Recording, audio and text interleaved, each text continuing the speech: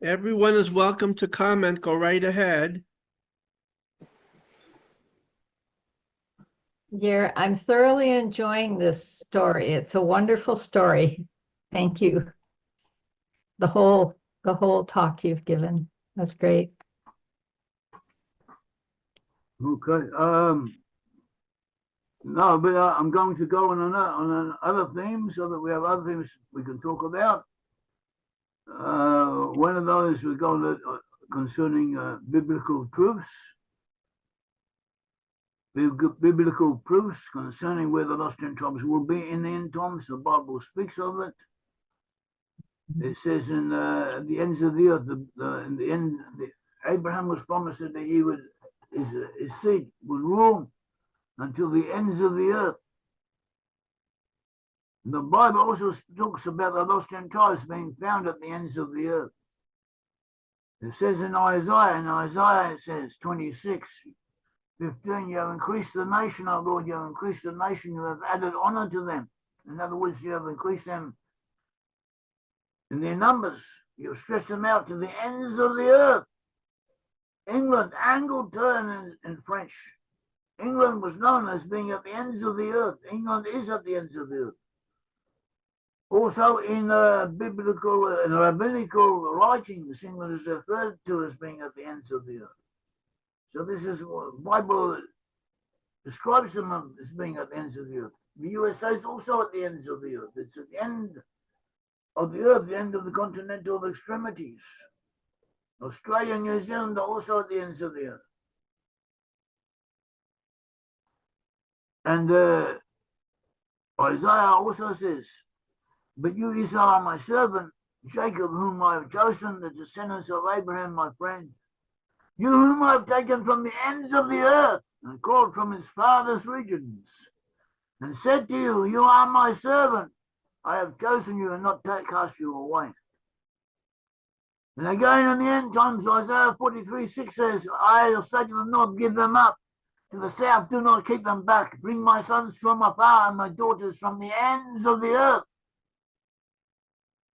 And in Isaiah 49:6 it says, it is too small a thing that should be my servant to raise up the tribes of Jacob, to restore the preserved ones of Israel.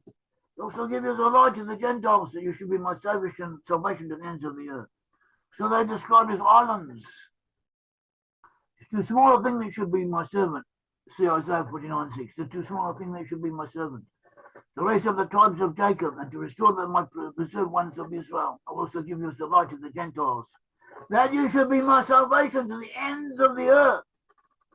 And again, Isaiah 69, it says, surely the coastlands shall wait for me. The ships of Tarshish shall come first, to bring your sons from afar, their silver and their gold with them. To the name of the Lord your God and to the Holy One of Israel, because he has glorified you. Again in Jeremiah 31:9-10, for I am a father to Israel, and Ephraim is my firstborn. Hear the word of the Lord, O nations. Declare in the isles afar off and say, he who scattered Israel will gather him and keep him as a shepherd does his flock. And so too, behold, I will bring them from the north country. In Jeremiah 31 it says again, and give them from the ends of the earth. Among them the blind and the lame, the woman with a child, and the one who labors with a child together. A great throng shall return there. Jeremiah 31:8, and this happens. We also have other verses indicating that they will fly. They will come down flying like doves and like clouds in the sky by aeroplanes. And only in our time has these prophecies been actual and they've been realizable.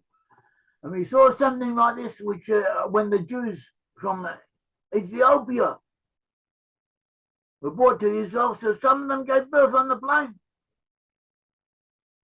So that is a woman with a child, the one who labors with child together. They shall come back again. The same thing shall happen when the 10 tribes come back. In the end times, as I said, they shall be in the western areas. They shall lift up their voice, they shall sing from the majesty of the Lord. They shall cry aloud from the sea. In Hebrew, from the young, from the west. They shall cry aloud from the west. They shall walk after the Lord, again in Isaiah 10, and walk after the Lord. He will roar like a lion when he roars, and his son shall come trembling from the west. They shall come from the west. This is emphasized over and over again. Lost ten tribes are in the west. The contents are speaking about the lost ten tribes. On the whole, look it up, see the verses before and after. It says again in Isaiah 49, surely these shall come from afar, but these from the north and the west, and these from the land of Sinan. Land of Sinan we understand to be New Zealand and Australia. We checked it out in Bible codes. It checks out. Well, you may not believe in, but we do, and that is what is important. But not only that, we also have additional proofs of it, confirming it. And that is why we hold by them. In Jeremiah 3 it says, in those days the house of Judah shall walk with the house of Israel. They shall come together out of the land of the north to the land that I have given as an inheritance to your fathers. Another point it says that they will be in the most salubrious areas. Isaiah 41 says, but you Israel are my servant, Jacob whom I have chosen. The descendants of Abraham, my friend, you whom I have taken from the ends of the earth and called from its farthest regions, Atzileah. Atzileah can also mean from the Atzil, Hebrew word Atzil, meaning preserved, meaning noble, exalted, the best. And said to you, you are my servant, I have chosen you, I have not cast you away. Not only will they be in the ends of the earth, they will be in the best areas of the earth. The climates that are most conducive to human endeavor, introspection. These are the areas of the lost and tribes of Israel.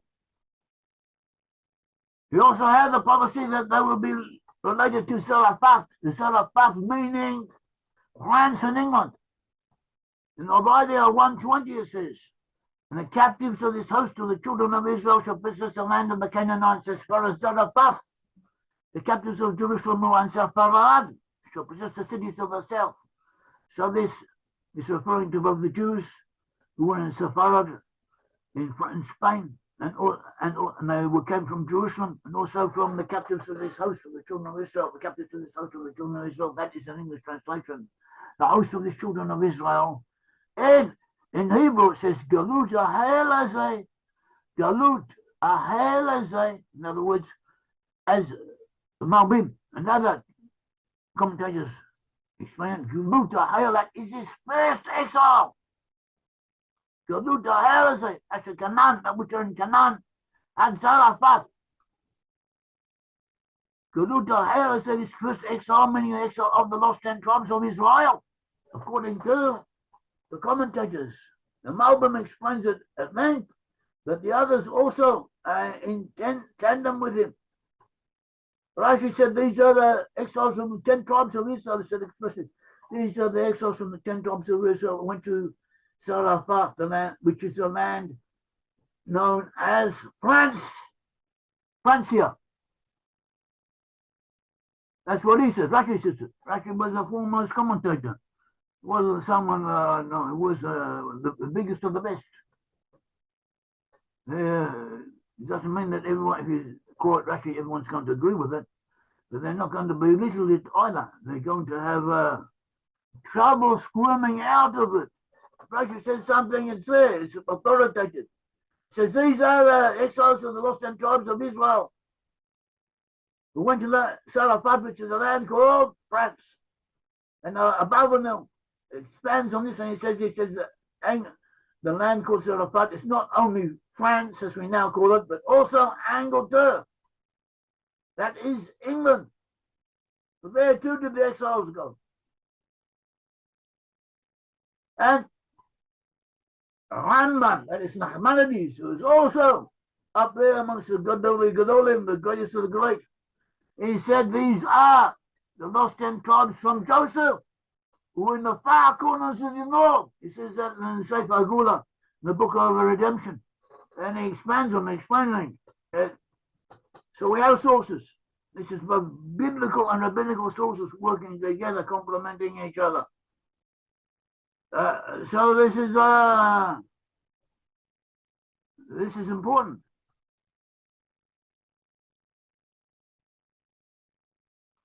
Others say Canaanim. Canaanim is an area of Germany. So there may have been people from Western tribes also there, also in the West. Also, we have an point that we just recently came across, not recently, relatively recently. We had the story of the identification of the tribes. The identification of the tribes. It says, because Zebulun nachaf yamim yishkon. Zebulun will dwell on the shores of the sea. That's how what it says in Hebrew. It means in Hebrew. Zebulun will dwell on the shores of the sea. And Yaakov and Sidon, and his slide, the end of his land reaches unto Sidon. Then Sidon is a place in Lebanon. Sur and Sidon are famous primary Canaanite cities, Phoenician cities in ancient times. Very important. They helped found Carthage. They helped go all over the place. Incidentally, they probably also went to America. I just recently I posted it out. I forget what his name was. It was someone from America that made a replica of a Phoenician ship about a couple of years ago, 2 or 3 years ago. An exact replica of a Phoenician ship, and he sailed right across the Atlantic to America. He proved that it could have been done. Bailey, I think his name was. At all events, it was apart from that, the Phoenicians in the ancient times were very important. Also, Phoenicians included Israelite tribes amongst them, classified as Phoenicians. Stephen Collins wrote a book about that. We also mentioned it in our books. So what we were saying was concerning getting back to Zebulun, talking about Zebulun. Zebulun dwelling on the shores of the sea. Before Zebulun, we're talking about something else. We'll get back to all of them. Just be patient. That's the way it goes. Oh, again, talking about Zebulun dwelling on the shores of the sea. We identify Zebulun with people who live in the Netherlands. We even found in the maps of Ptolemy, wasn't Jewish. It wasn't a Christian. He wrote about another CE. He was using sources from 200 or 300 years before him, from the ancient Greeks, from the ancient Phoenicians. And that they still use his geography is still used. It was considered authoritative until a few hundred years ago, but it's still used today. And he mentions people who were living in the area of Friesland, which from where a good portion of the inhabitants of the Netherlands first came. I mean, some there, Sabelun guy. Sabelun, and also we know linguistics, but we know a little bit about linguistics. We know that in that time, people in the north did not lose the Z sound. They have a Z sound. At some stage, they lost the use of the Z sound, and they replaced it with an S. And there, they got it back again later. So this was, they would have pronounced the name Zebulun as Sabelun. Zebulun becomes Zebulun. And Goy in Hebrew means people. So there's a people there called the Goy, the people of Zebulun in that area. And the other names similar to the sons of Zebulun in that same region, those regions, related regions of the Netherlands. And it says, he will dwell on the shores of the sea. And the shores of the sea, as we know, most of Holland, maybe a third, 2/3 of Holland is reclaimed sea land. They put up these dikes to protect them from inundations, from flooding by the sea, from all kinds of problems. They put up big dikes and they push the land back, and then they had pumps and windmills. You see pictures of Holland, always windmills, where the windmills drive the pumps to pump the water out. The groundwater always pumping out the water, pump, pump, pump, to recover the sea land, and on that they grow tulips. And they grow agricultural produce, and they're some of the best in the world. And they feed about 20 million people. And they had an empire. And an empire, their ships were all over the world. Indonesia was part of the Dutch East Indies.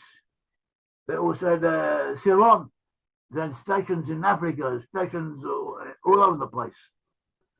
The British took a lot of these places away from them, but they were the first there in many cases, including South Africa, at all events. And this is what they're known for. They recovered the sea land.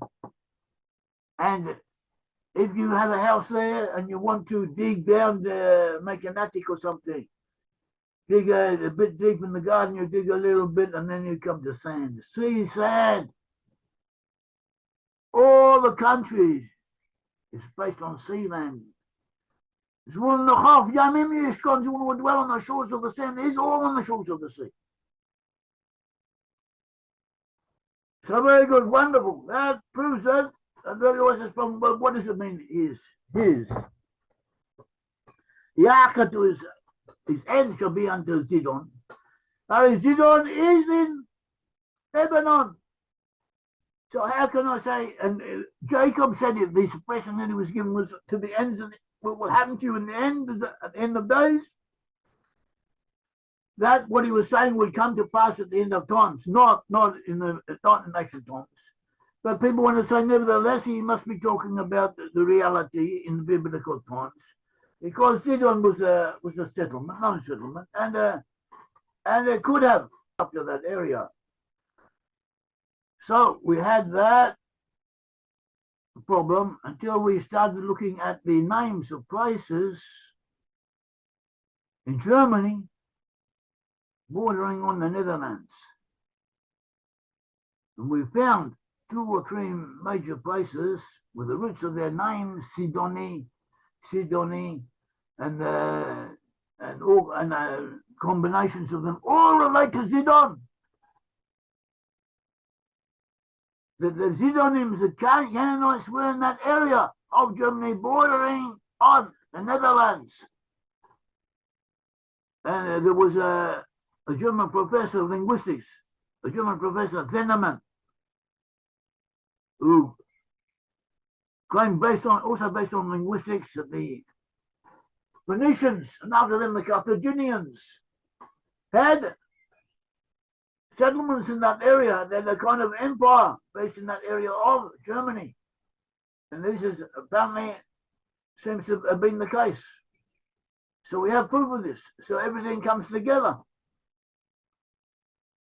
So we were saying that sometimes in those we don't know, we see different verses and we don't know how they come together, and sometimes something seems to contradict something else. So you have to keep on going, keep on wait around, learn more, go into it more deeply, wait for more research results to come to light, or find them yourself. And eventually, if you're on the right track, new evidence will come along to support you, and not only with things that you thought previously would seem to contradict you or seem to be an impediment into having what you believe accepted, it actually strengthens it. And that's the way research should be. That's the way research is. And we have that's the way research is. We also have the point of dolmens. Dolmens, megalithic monuments. Dolmens are, you've all seen pictures of dolmens. Dolmens are 2 slabs of rock, or sometimes 3 or 4 different slabs of rock in a square or rectangle. And on the slabs of rock, they have a roof, another slab for a roof, usually at an incline of about 23 degrees. All over the West, all the dolmens have an incline of 23 degrees. And so do the dolmens in the land of Israel. There are dolmens in the land of Israel. There are dolmens in the Golan, dolmens in the Galilee. Dolmens are still being discovered today, and all the types of dolmens that can be discovered in the West, that are all prototypes of them are all to be found in Israel, even today. And they originated in the land of Israel. And they show a pathway of migration, as Jeremiah said. He said, set up signposts, see Jeremiah 31. Set up signposts, make landmarks, set your heart toward the highway. the way in which you went to turn back our virgin of Israel, turn back to these your cities, that you can use these signs, these waymarks as proof as to where you come from. When you want to return, this will be proof. Archaeological evidence, historical evidence, this will be proof. This will be valid. You just have to keep going with it, but this is what may be used. And it also says signposts with a signposts enable Tamarim and make landmarks. Must say what? That have these dolmens prove that there was a pathway, a migratory path from the land of Israel to the west, to areas that we identify as belong to Muslim tribes. And the dolmens prove it, and Jeremiah is exhorting us, calling on us to use this for the lost and Continental, to use this as proof. And this is what we should do. We should concentrate more on this and take an interest in it. May the Lord God of Israel bless you.